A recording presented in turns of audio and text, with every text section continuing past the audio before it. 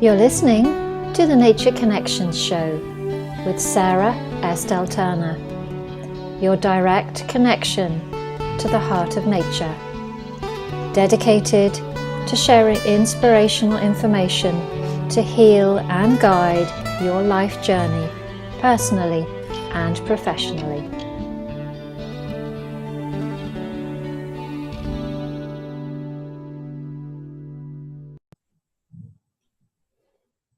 So welcome everybody to my Nature Connections show. My name is Sara Estelle. I'm a Flower Essence Practitioner and teacher, and it's one of my biggest passions to help others learn about flower essences. So today I'm joined by Casey Jon. So let me share some information about Casey with you. So welcome to you, Casey, first of all. Hello. Lovely to be here. So let me tell people about you, because you have lovely things to know about you. So Casey's been working with flower and vibrational medicine now for over 7 years. She's registered as a flower essence tutor and advanced practitioner with the British Flower and Vibrational Essence Association. She's also a member of the British Association of Flower Essence Producers and teaches as part of the Chalice World Gardens Essence team on its Flower Essence Practitioner Training course. Lucky people. So you've been an integral part of Wild Medicine Essences. You live on the slopes of Glastonbury Tor. How lovely is that? Very blessed. Very blessed. Yes, and we're here today to talk about your love of animals and how that flows through you, and how the Tor, where you live, is very connected to the wild elemental nature of what you bring through you. Yeah. And really. What you shared with me here, which I'm just going to read because it's lovely. So one of the reasons that you love the Tor is because its landscape is deeply nourishing. It's a place where you can listen to the owls at night and watch the badgers, foxes, bats and deer that inhabit your garden. How lovely is that? And what they do is remind you of your innate wildness. And it was this wildness that inspired you to create the WildHeart Animal Essences to let animals have a voice. Yeah. So again, thank you for joining me. It's lovely to talk to you and help everybody know a little bit more about you and what you do. So can we talk a little bit about where was the beginnings of this work for you? Because for all of us, what we share with the world often started happening a long time ago, didn't it? You know, it's a journey in life. So Absolutely. where did it come from for you? Well, probably about 10 years now ago. I've always been an animal lover. I've grown up with lots of animals, always had cats and had dogs and rabbits. But about 10 years ago, I started work as an animal rescue at an animal rescue centre. It was a domestic animal centre. And I think it just affected me so deeply in so many different levels, the way that animals were being abused, that what struck me the most was the way the animals had no voice. Within all of this and all their situations, they had no voice. And if they were lucky enough, they could find a human that could speak for them. I then went into a little of wildlife rescue, which was amazing. I used to go and collect animals that had been injured and take them to the centre and then help wherever I could. But it was actually the domestic animals, the hands-on being with them. I was lucky enough to be into essences at that point, and so I was able to use them with the animals. They had such an effect. I used to see these traumatised little dogs, big dogs, actually being, again, deeply nourished and coming back to themselves. There was a sense that they were coming back to themselves after the damage that us humans had done to them.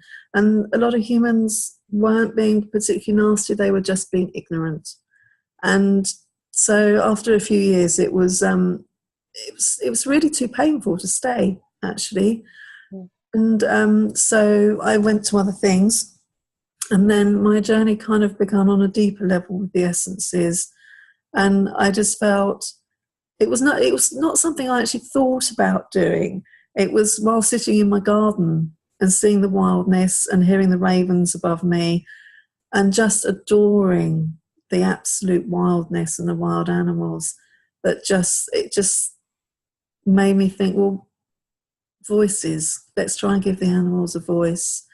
And I've recently also started working with Pan, who is very much an animal and nature kingdom person or spirit. And so the journey kind of began like that.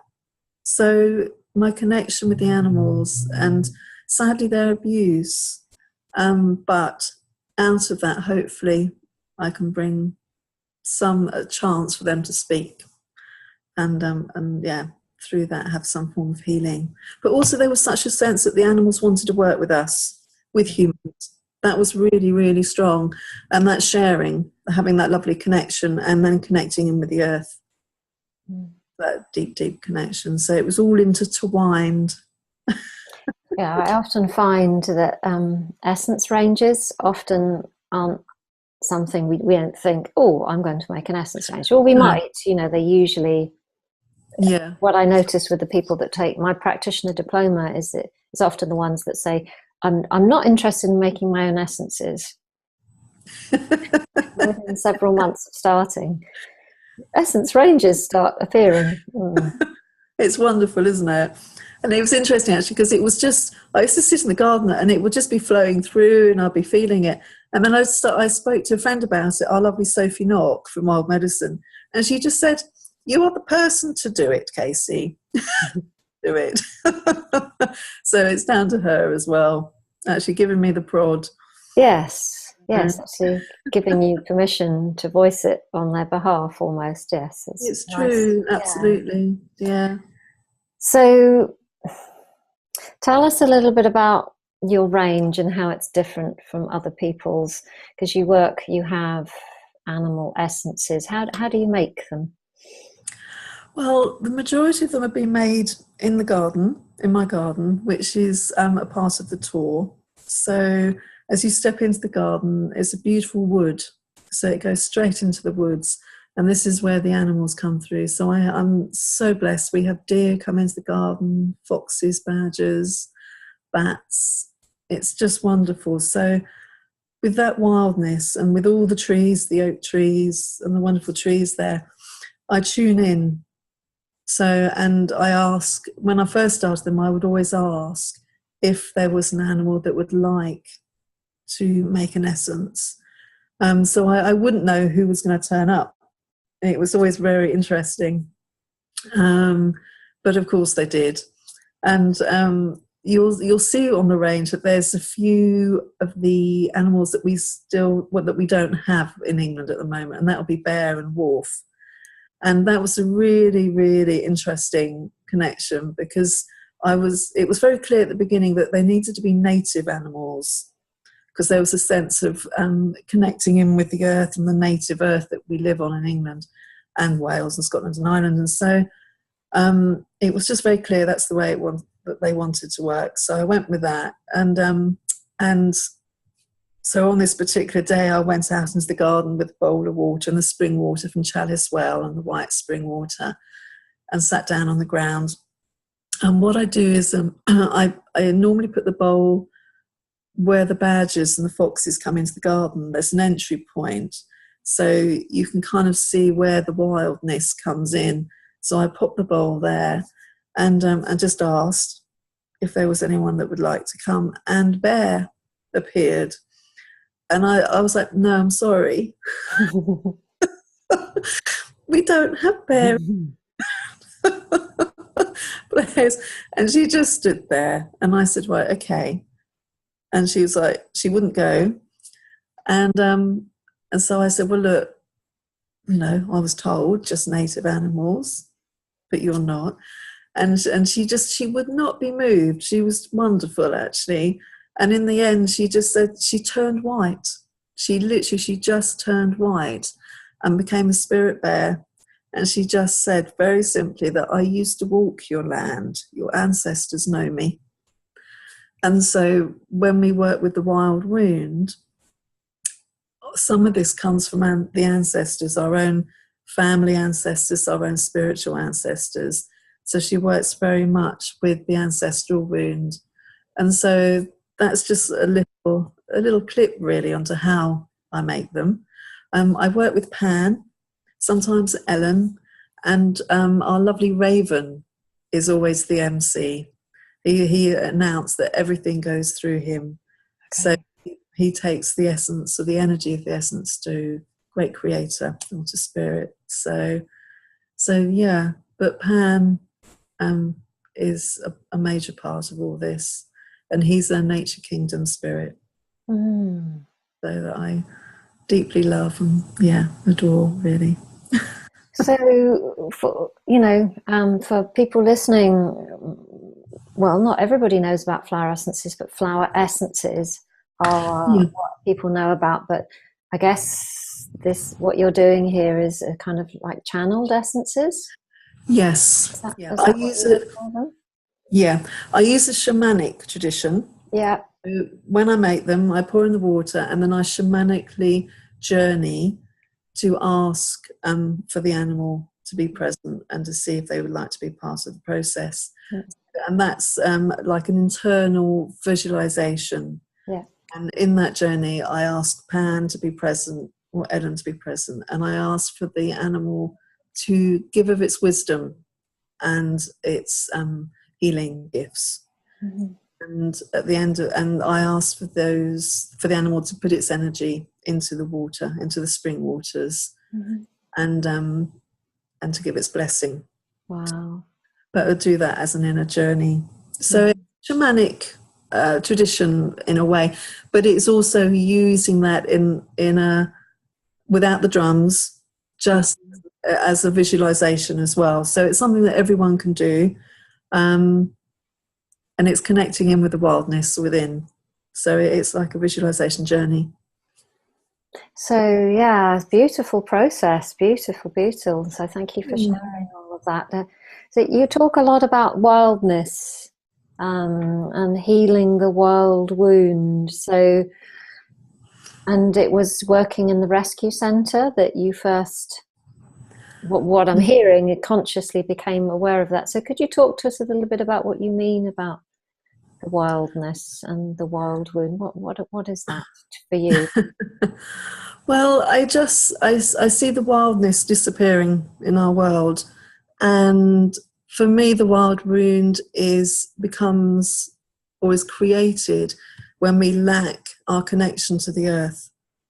And so many of us with busy lives, with the way the world is now, lacks that connection with the earth. We don't get the time that we need to connect with the nature, with the trees, with the land. We don't have time to walk on the land. And so we're gradually losing our wildness.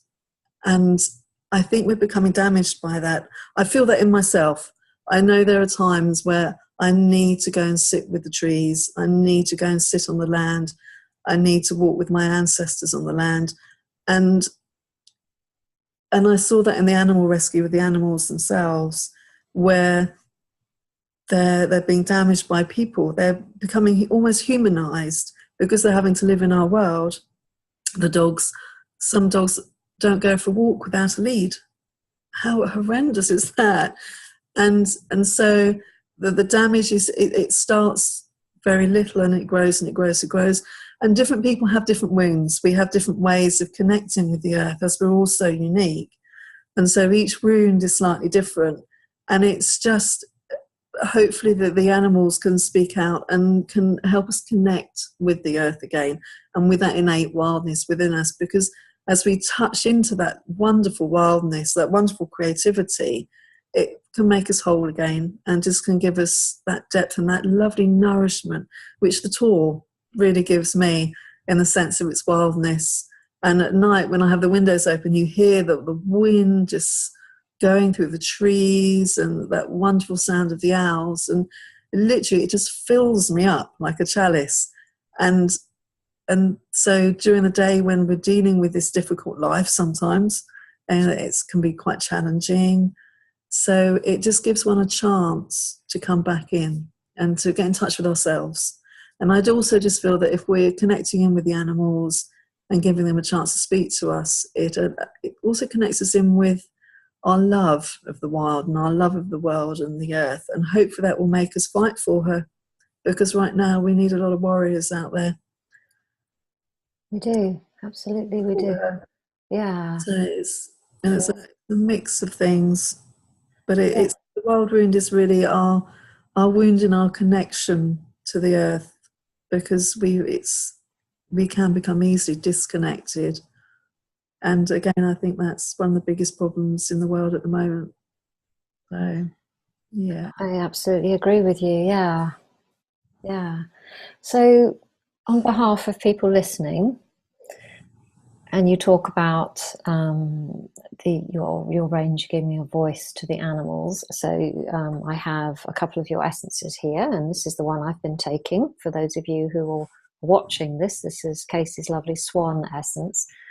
So as I take this, how does it give voice to the swan through me?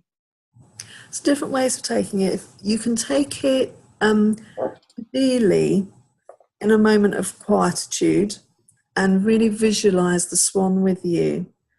When I made her, she was very much about being the midwife between worlds and bringing you into a state of grace, into a state of beauty, but also midwifing that transformation of dark to lightness and holding you as you do that, and also about compassion for the world. And so when you take, if you imagine Swan being a part of you, again, this can be quite a shamanic process if you work that way. Not everyone does, but if you do, so you can take it as, use it as a little journey yourself if you want to, and go to meet her and ask her to speak to you. That takes more time. But again, it's a really lovely process to do.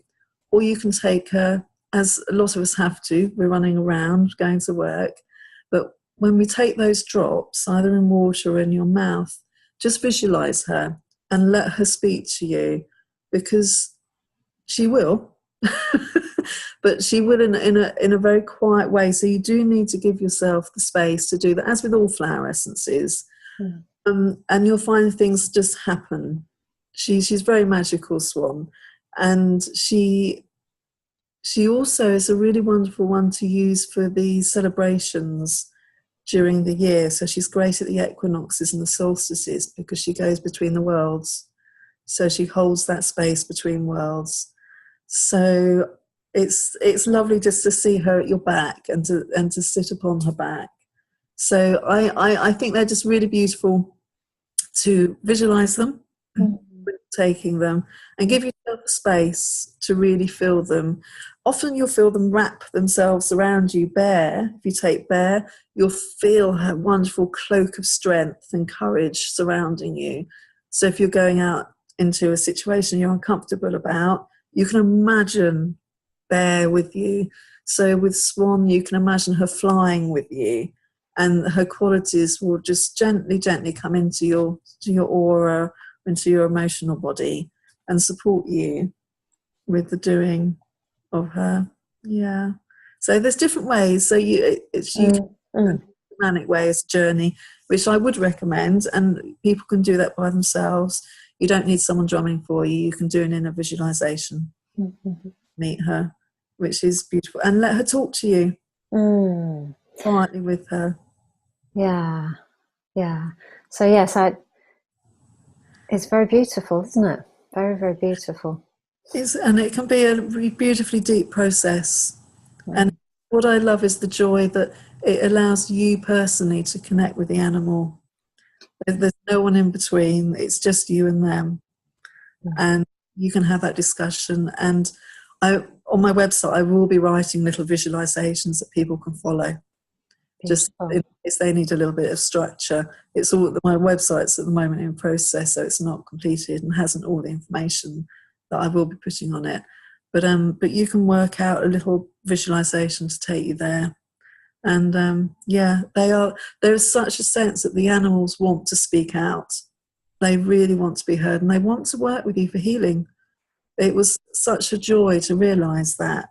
So that we're not alone. Yeah, yeah. Yeah, there's so much support, Absolutely. isn't there, from the natural Absolutely.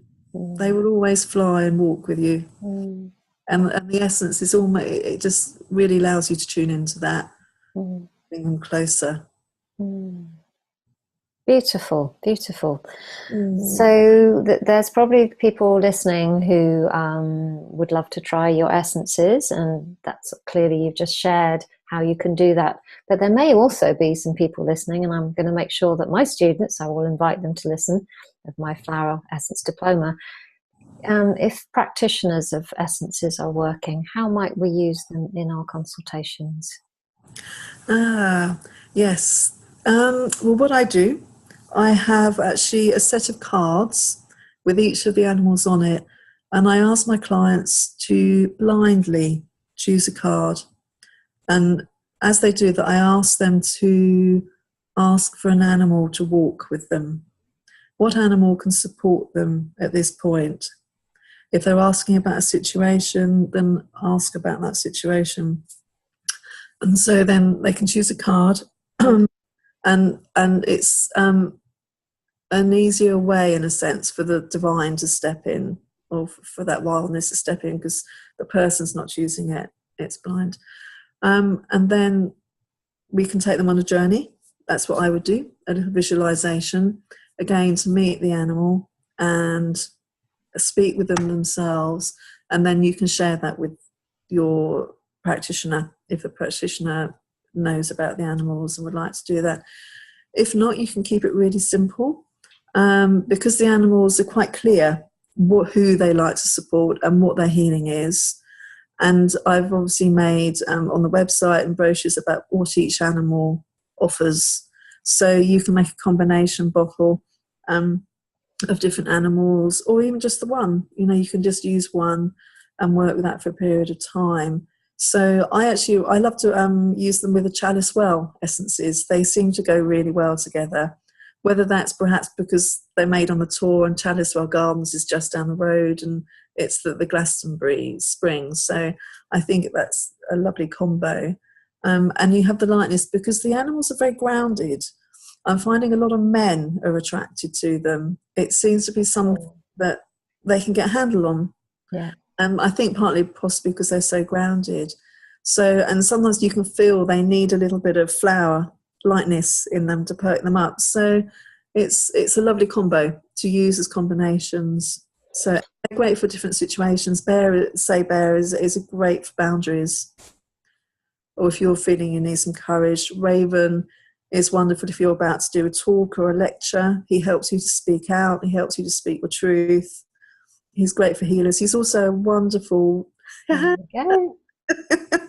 loading Raven. He's a wonderful animal rescue, actually. I call him the rescue remedy for animals. Oh, okay. So he says that he offers a sense of coming back to yourself. So he helps to bring the animals back to their wildness, their wild state. So yeah, so each animal offers a different quality, as does a flower, as does a tree. Yeah. So, yeah. It's interesting, isn't it, using essences in combinations, because I've found with my own moonflower range that there are certain essence ranges that like to go with it. So you were sharing that your WildHeart essences go well with the Chalice well, which kind of makes sense because of the geographical connection and also your personal connection. When I used your essences a few weeks ago, they wanted to go alongside the Alaskan range.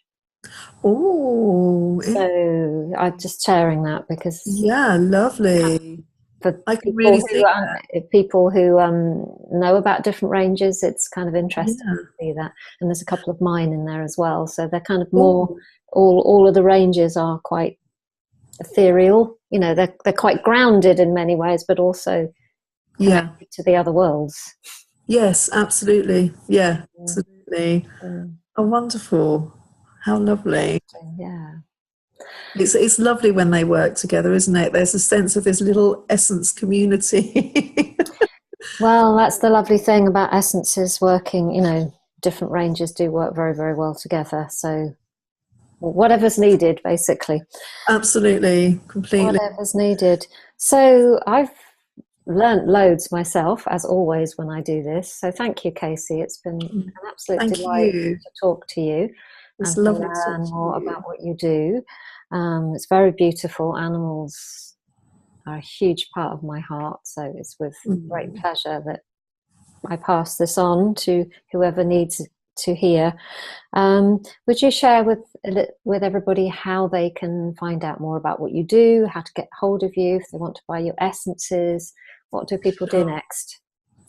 Well, I've got a website, which is www.wildheartanimalessences.co.uk.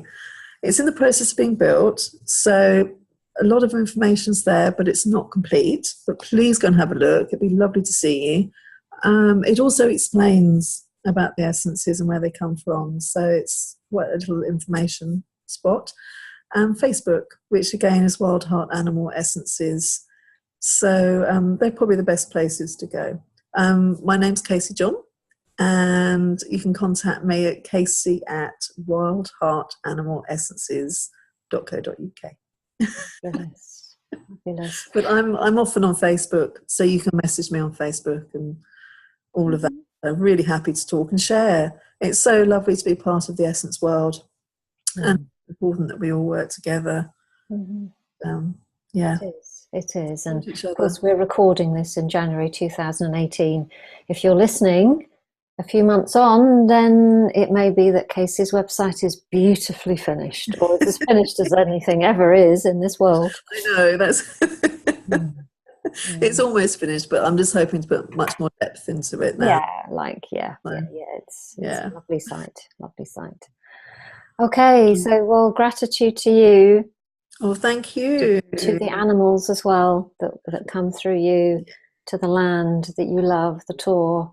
Love them. To the future. Thank you. And thank you for talking to me. You're very welcome. Thank you, Casey. Okay. Thank you. Bye-bye. Take care. Bye-bye. Bye. Bye-bye. Bye.